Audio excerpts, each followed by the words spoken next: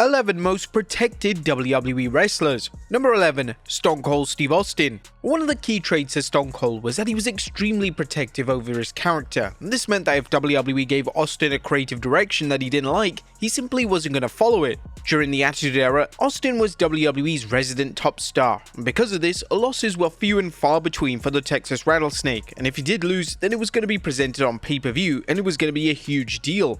Now, this isn't to say that Austin was selfish, as when the time came for him to put over another wrestler, he truly gave it his all to make the wrestler look incredible. For Austin and WWE, it was just a case of protecting one of the biggest names to ever lace up a pair of boots, and that often meant that Austin was coming out with a victory in the majority of his featured matches. Number 10, Goldberg. Whilst the initial WWE run of Goldberg was a mixed bag, WWE did commit to presenting Goldberg as credible and legitimate. For his one-year run in the promotion, Goldberg would defeat top names such as The Rock, Triple H, and Chris Jericho, and it was extremely rare to see the former world champion take a pinfall loss. During 2003 alone, Goldberg won 37 out of 45 matches, which highlighted just how strong WWE's booking for Goldberg ended up being. Goldberg had numerous other part-time runs years later in WWE, and this saw Goldberg take a number of key losses, and WWE quite rightly liked to use Goldberg to put over names such as Brock Lesnar, Drew McIntyre, Bobby Lashley, and even Roman Reigns. Number 9, Tatanka. Giving a wrestler a notable win streak is traditionally a way to tell the audience that they need to take that wrestler very seriously. However, it's up for debate whether this had any benefit to Tatanka, as his streak was never presented as a big deal, and it didn't feel remotely special when his streak was eventually broken. Tatanka was undefeated for around a 2-year period, and it came crashing down on the October 30th 93 edition of Superstars, as Tatanka suffered his first televised defeat in WWE, losing to Ludwig Borger of all people. Borger himself would have a mini undefeated streak going, but when it came to Borger, WWE were prone to booking him to lose on live events. Number 8, Mansa.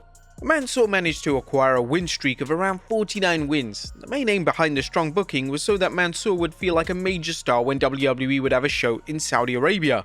This even turned into a running joke with fans, as it was a given that if Mansa was wrestling in Saudi, he was going to win, no matter who he was wrestling on the card. The Wrestling Observer newsletter would claim that the streak was being kept to appease WWE's benefactors in the Kingdom of Saudi Arabia. However, according to Mansa himself during an interview with TalkSport, WWE officials weren't even monitoring the streak.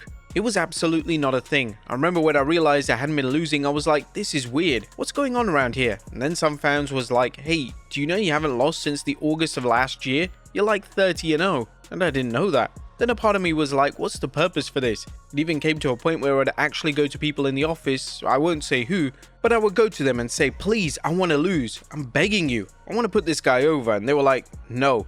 I think that's something that might have to do with it was a conversation I had with Vince McMahon in Saudi Arabia, where he was like, we're going to get you gearing up to join us on the main roster. Mansa would eventually have the streak end in a random episode of Raw, and this subsequently ended the sustained push he'd received for the past few years. Number 7, Triple H. The Reign of Terror phrase often refers to Triple H's dominance and control over the main event scene in the 2000s. The game, while still popular and still a huge star, seemed to be holding other talent back, and he was booked incredibly strong. Triple H would win major matches throughout 2003 and even walked out of WrestleMania 19 still world champion. This style of booking was designed to make an unstoppable heel at the top of Raw, but it was understandable as to why it alienated a lot of the fanbase. Triple H and WWE did learn from their mistakes in later years, as between 2005 and 2006, Triple H made it his mission to make new stars, and he proceeded to put over names such as John Cena and Batista on the grand stage of Mania. Number 6, The Ultimate Warrior. To truly examine just how protected the Ultimate Warrior was in WWE, it's important to analyze his win-loss record. From 1987 to 1996, Warrior's win-loss record would often be around a 90% win percentage. Simply put, Warrior rarely lost, and if he did, it ended up being one of the most documented losses of that calendar year. This type of booking was admittedly perfect for a gimmick like the Warriors, as it would have made little sense for the Warrior to be losing every match, and it would have no doubt been highly detrimental to the success of the character. Number 5, Hulk Hogan. Hulk Hogan often ended the calendar year by having won 90% of his matches, and this simply represented the signs of the respective time, as fans in attendance weren't expecting anything other than a Hulk Hogan victory. Yes, Hogan's backstage influence and power may have had a hand in this strong booking over the years, yet even still, it did make business sense to present Hogan in the manner WWE did for such a long time. The Hulkamania era was a golden era for WWE and wrestling, and WWE were going to protect their number one star at all costs, and booking Hogan to lose a match was rarely going to be suggested in any capacity. Number 4, Brock Lesnar. When Brock Lesnar was in WWE between 2002 to 2004, he was without a doubt protected. Pinning Lesnar was a rarity only awarded to exclusive talent, and this certainly enhanced Lesnar's mystique and aura.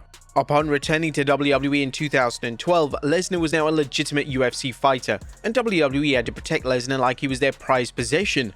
Outside of some random and baffling losses, WWE did a great job in protecting Lesnar, and eventually anyone who defeated Lesnar was instantly elevated as a result.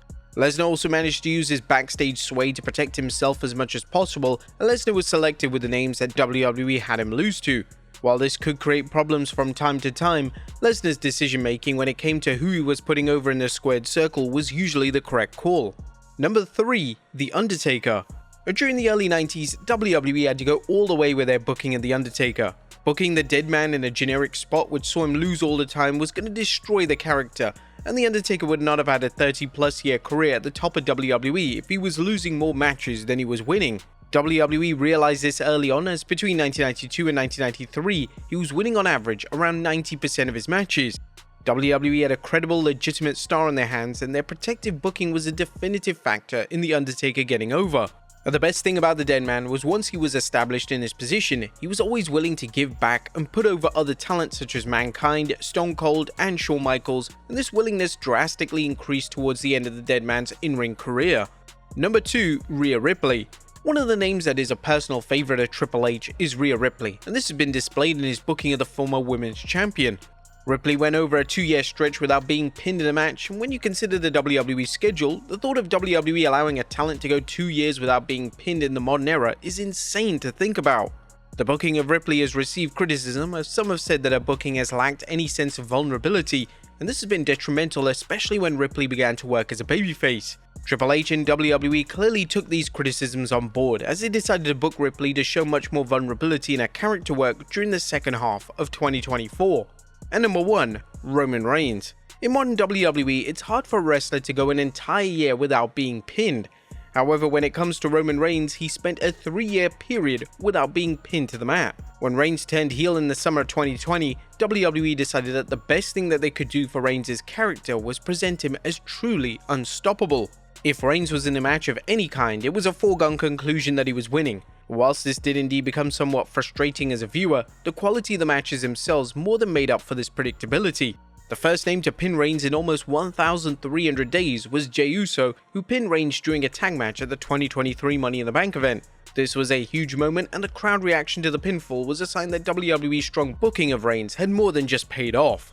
But there you have it, folks, 11 of the most protected WWE wrestlers ever. Be sure to leave your comments down below, and I'll see you next time with some more wrestling content.